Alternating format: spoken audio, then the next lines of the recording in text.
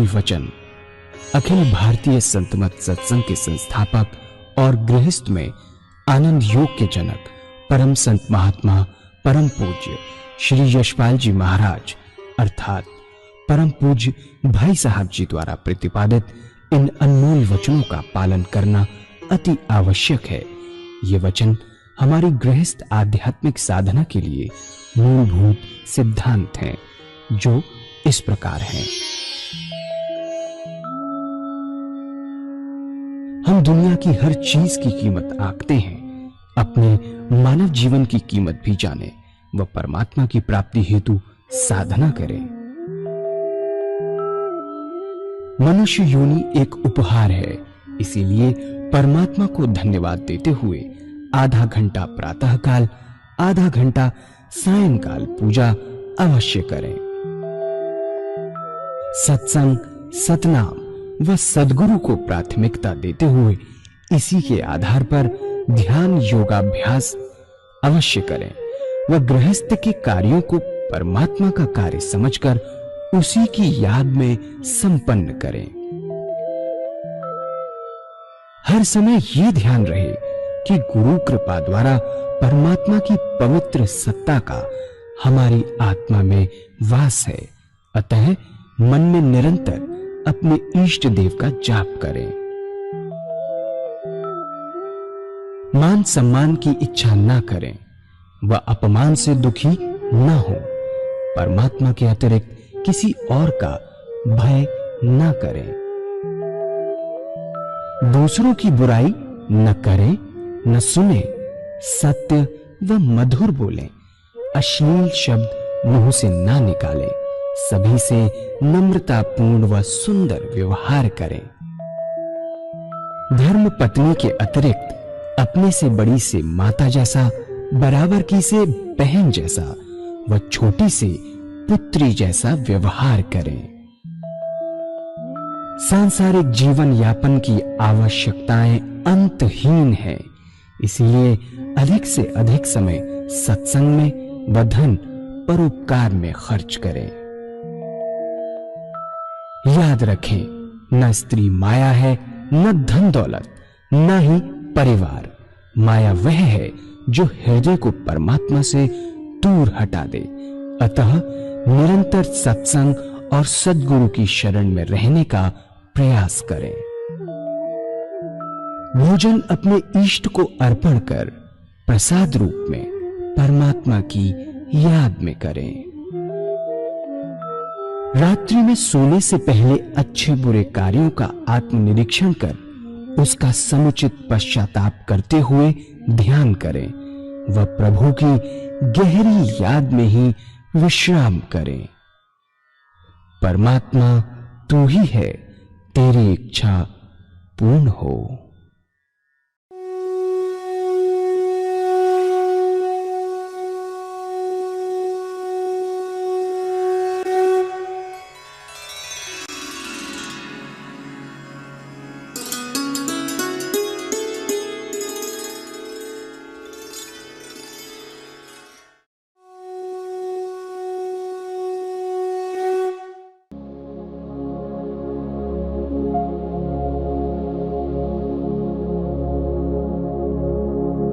जय सद्गुरुदेव जय पद शरणं श्री यशरूप चरणों शरणं।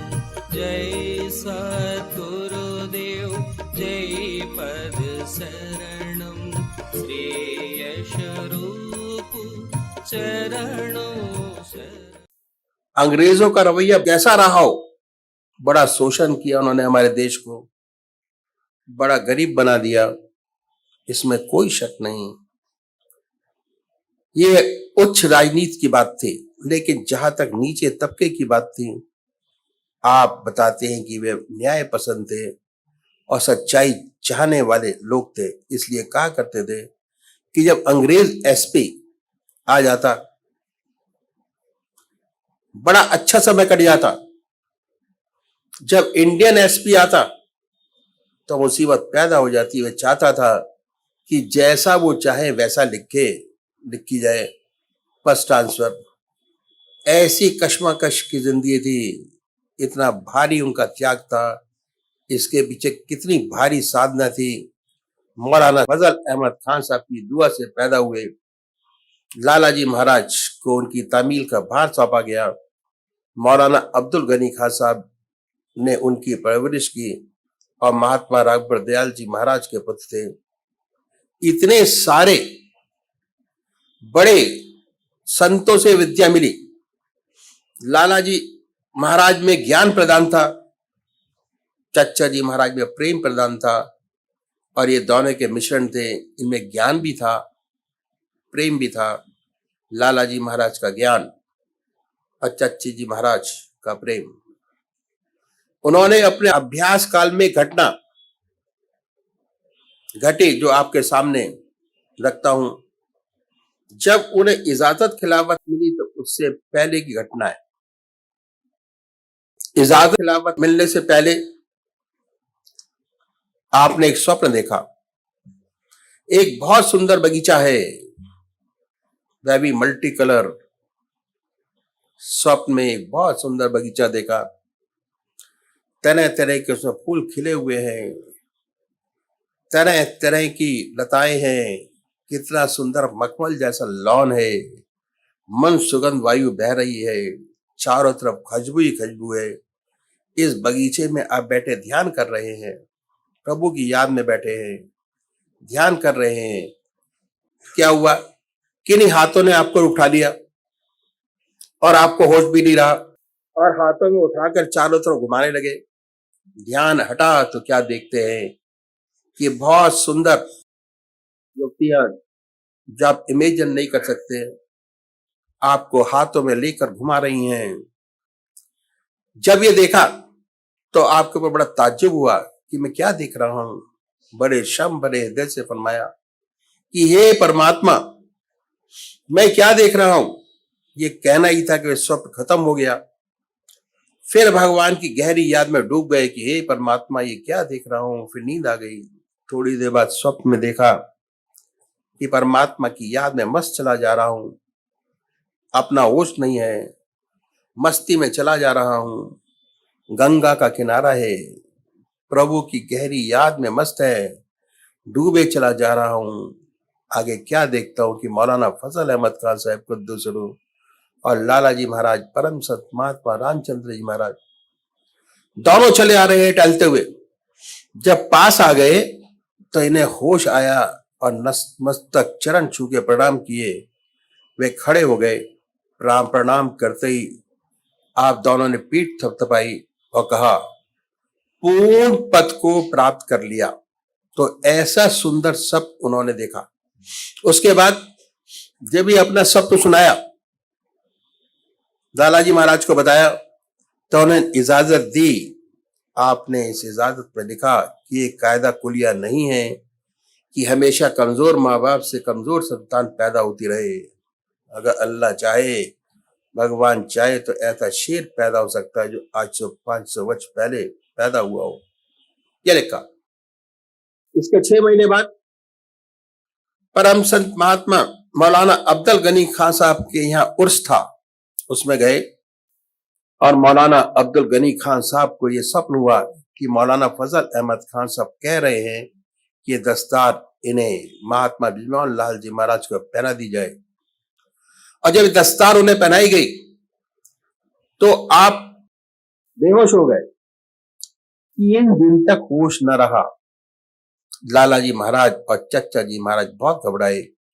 मौलाना अब्दुल गनी खान साहब ने उनके सीने पर रुमाल रखकर बैठे रहे, कहते रहे कि ईसा अल्लाह कुछ नहीं होगा, ये तो दुनिया में आलम मुरब्बर करेगा, सच्चा प्रकाश, सच्ची रोशनी देगा। 3 दिन के बाद होश आया। ऐसे सब बुजुर्गों की कृपा उन पर रही, ऐसी सुंदर हस्ती जग में आई। सबसे बड़ी बात यह थी कि ये नहीं चाहते थे कि बड़ी भीड़ इकट्ठा हो। लाला जी महाराज के और शिष्य थे जिनके काफी भीड़ थी। डॉक्टर चतुर्भुज साहब, डॉक्टर श्री कृष्ण लाला जी महाराज के और भी शिष्य थे। बड़ी बड़ी भीड़ें थी, लेकिन इनके यहाँ 4-5 व्यक्ति आते थे। लोग कहते थे कि महाराज आपको तो लाला जी महाराज की इजाजत है, चच्चा जी महाराज की इजाजत है, मौलाना अब्दुल गनी खान साहब की इजाजत है, लेकिन बड़ी बड़ी भीड़ें और लोगों के यहाँ है, आपके यहाँ तो बहुत कम है। तो कहते थे कि हमें तो एक की ही खोज है, जिसे मैं ये विद्या दे दूं और विद्या कायम रहे तो भगवान हम पर बहुत खुश होगा। ये उनका ध्येय रहा। एक बार कानपुर का भंडारा हो रहा था और उस भंडारे में प्रोफेसर साहब लाला जी महाराज के जो शिष्य थे पधारे हुए थे। उन्होंने इस भंडारे में ऐलान किया कि मेरी भाई ब्रजमोहन लाल जी से प्रार्थना है, अगर वे मान लें। उन्होंने बोला कि हाँ बताइए। एक तो इनकी मुसलमानी वेशभूषा है उसे बदल लें, सही बात थी। वे दाढ़ी रखते थे मुसलमानी रंग की और टोपी वे लखनऊ सूफी टाइप की पहनते थे। दूर से ऐसा मालूम होता था कि वेशभूषा मुसलमानी है। वैसे धोती और कुर्ता पहनते थे। उन्होंने ओपनली कहा कि एक तो ये वेशभूषा बदल लें और दूसरे गेरुआ वस्त्र धारण कर लें तो सारा हिंदुस्तान इनका शिष्य हो जाएगा, प्रचार की जरूरत ही नहीं है। तब आप बोले आंसू में भरकर, कहने के लिए मेरी भाई बहनों इन्होंने गारंटी दी है कि सारा हिंदुस्तान मेरा शिष्य हो जाएगा। अगर एक भी आत्मा को मैं परमात्मा से मिला सका तो मेरा मिशन पूरा हो जाएगा, मेरा मालिक मुझसे खुश होगा। ऐसा उनका आदर्श था और ऐसा था उनका जीवन। तो हमें कैसी जिंदगी बनानी है। मुझे याद आया उस वक्त एटा में थे, वहां एक सूफी जी थे, उनके एक शिष्य थे। सूफी जी का शरीर पूरा हो गया, उनके शिष्य को पूर्ण विद्या न प्राप्त कर सके, बहुत कुछ कमियां रह गई। क्योंकि ये शिष्य भी एटा में थे और उन्हें सच्ची लगन थी। वे सूफी जी के मजार पर जाकर बैठते, दुआ करते। एक रात को अपना सपना हुआ कि उनके यहाँ एक सूफी जी हैं, आप उनके पास जाओ तो आपका काम बन जाएगा। और स्वप्न उनके दर्शन हुए दद्दा जी महाराज के। वे कितने ही दिन इनकी तलाशी करते रहे, लेकिन यह नजर ही नहीं आए। किसी ने बताया कि यह सूफी जी यहाँ पर है, लगते तो मुसलमान जैसे हैं और हिंदू भाई महात्मा कहते हैं और मुसलमान भाई सूफी कहते हैं। फिर वहां पहुंच गए और फौरन पहचान लिया। बड़े अदाब से अपना स्वप्न बताया आपको। आपने फरमाया ठीक है, आप आया करिए। आते रहे और फैजियाब होते रहे, कोई बात नहीं, आप बराबर आते रहे। जब इनके पीर साहब का उर्स आया तब मिलने के लिए आए, कहा कि उर्स है, आप आए। उन्होंने उसका पर्चा दिया, ले लिया, लेकिन जिस अदब आदाब से पर्चा देना चाहिए था वह बात नहीं थी। वे बोले देखो भाई बात ऐसी है, मैं अपनी घरवाली से मालूम कर लूं, अगर वह इजाजत देंगी तो मैं आऊंगा उसमें, अन्यथा नहीं आऊंगा। आप तशरीफ रखें। वे बैठ गए, इंतजार करने लगे। आप घर के अंदर जाकर बैठ गए, जैसा कुछ हुआ ही नहीं। आधा घंटा, 1 घंटा, 2 घंटे, 4 घंटे तक बैठे रहे, फिर भी आप बाहर नहीं आए। सोचने लगे कि यह तो जन परस्त है, बाहर निकलेगा ही नहीं। बीबी के पास जाकर बैठ गए, मन तो शैतान होता है। उठकर चले गए, उर्स किया, ठीक रहा। लेकिन जब उर्स खत्म हुआ तो रात को फिर स्वप्न दिया उनके पीर साहब ने कि तेरा उर्स मुकम्मल नहीं हुआ, तूने उन सूफी जी को बुलाया ही नहीं। तब बड़ा खटका। फिर हजूर के पास आए और बोले कि आप नहीं गए तो मेरा उर्स मुकम्मल नहीं हुआ। ऐसे पीर साहब ने मेरे को स्वप्न में फरमाया। आपने कहा अच्छा अच्छा आइंदा चलेंगे, फिर होगा तो चलेंगे। तो ऐसे सत्संग के रास्ते पे डाल देते थे। बहुत ऊंची तामील थी उनकी, ये उनका तरीका था। स्वप्न से डायरेक्टली इनडायरेक्टली ऐसा सच्चा ज्ञान मिलता था कि उसका इंप्रेशन सारी जिंदगी नहीं भूलता, कभी जाए नहीं। ये उनकी विशेषता है। एक बार कानपुर में बैठे थे, महात्मा रघुवरदास जी महाराज, उनके पिता वहीं कानपुर में थे। 8:30 बजे जब सत्संग खत्म हुआ तो कहने लगे कि झांसी जाना है। आपके पिताजी ने फरमाया कि भाई झांसी क्यों जाना है? कहने लगता है कि जाना है। क्या बात है? बात चली रही थी कि इतने में टेलीग्राम आ गया, transfer to Jhansi, join immediately, leave by first train. जाना है, नई जगह थी, कभी झांसी गए नहीं थे। एक रिटायर्ड वकील साहब थे, जब परम पूज्य चाचा जी महाराज के पास आते जाते रहते थे। आपने चाचा जी महाराज ने उनसे कहा कि बड़े भाई के साथ आप चले जाओ। वकील साहब रिटायर्ड लाइफ व्यतीत कर रहे थे, उनके साथ चले गए और प्रातःकाल ही दोनों झांसी पहुंच गए। झांसी पहुंचने पर बाजार गए, बोले कि भाई दफ्तर जाने से पहले कोई नाश्ता कर ले। बाजार में पहुंचे। उत्तर प्रदेश में उस जमाने में नाश्ता था देसी घी की जलेबी और दूध, अब भी है। 1 पाव जलेबी और आधा सेर दूध लिया, नाश्ता करने लगे।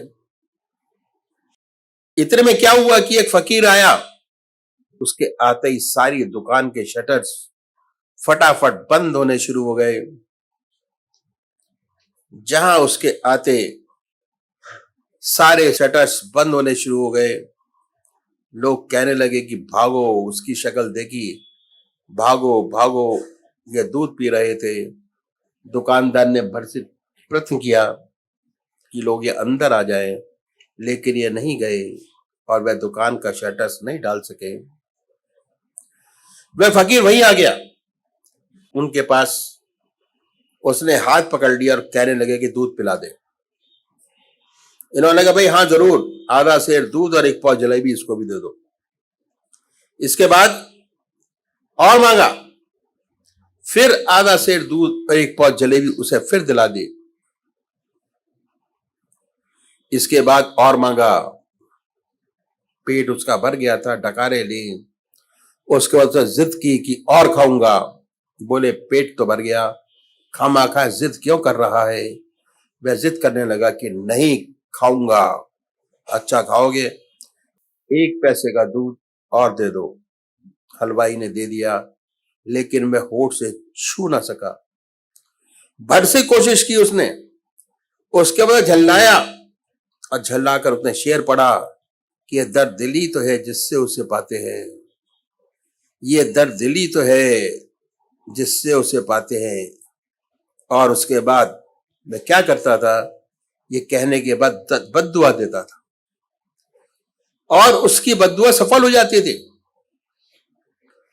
इसलिए ही वॉज ए टेरर इन झांसी।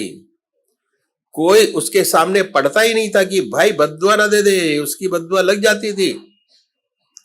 जब उसने कहा कि ये दर्द दिली तो है जिससे उसे पाते हैं, आपने हाथ बड़े जोर से झटका और कहा कि अरे कमबख्त, ये दर्द दिली तो है जिससे उसे पाते हैं। अब खुदा भला करे उनका जो दिल दुखाते हैं। उसे राज समझ आ गया, ज्ञान चक्षु उसके खुल गए, एकदम वहां से भागा। झांसी में छोटे छोटे टीले हैं, एक टीले पे चढ़ा और अल्लाह अकबर का नारा लगाकर छलांग लगा दिया, शरीर छोड़ दिया। बात क्या थी?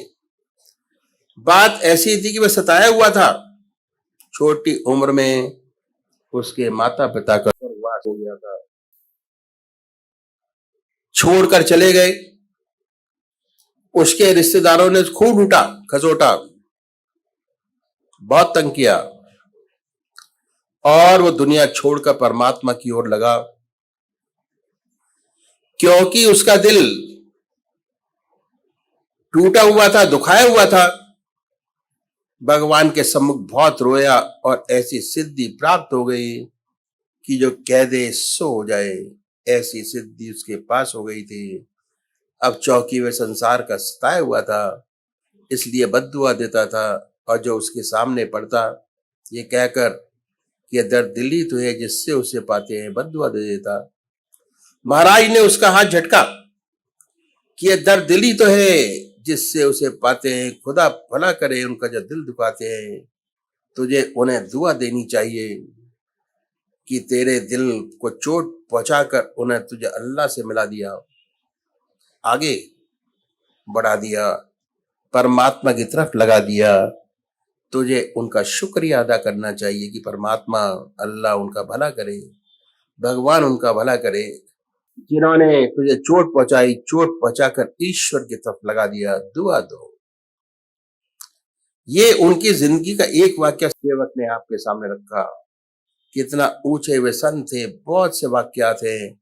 जितने भी सत्संगी भाई थे सब उनके पास आ जाते तो दुनिया भूल जाते, जब उनके पास जाते तो दुनिया की चिंता न रह जाती, मन में संसार का कोई विचार नहीं आता था। जब तक उनकी सेवा में रहते अपने आप स्वतः ईश्वर की याद बनी रहती, नशा खुमारी चढ़ी रहती हरदम, और ललायित रहते कि उनके श्री मुख से कुछ निकले और हम सुने। देखते रहते कि कम मौका मिले उनके पास बैठने का, और डर भी लगता था। चुप के देखते रहते, ऐसी सुंदर हस्ती थी। उनके पास बैठने से मन विचार शून्य हो जाता। चित्त का निरोधक उनके पास बैठने से होता। खाली सोबत से मन विचार शून्य होता।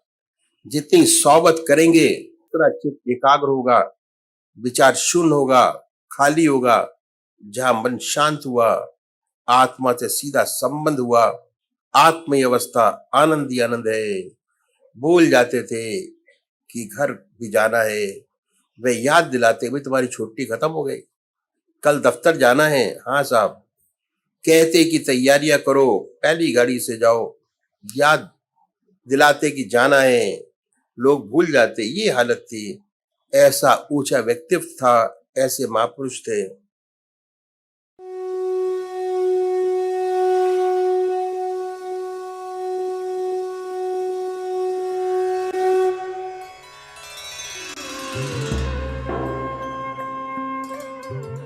ध्यान योग के कार्यक्रम आनंद योग से निशुल्क जुड़ने के लिए संपर्क करें 9810239677।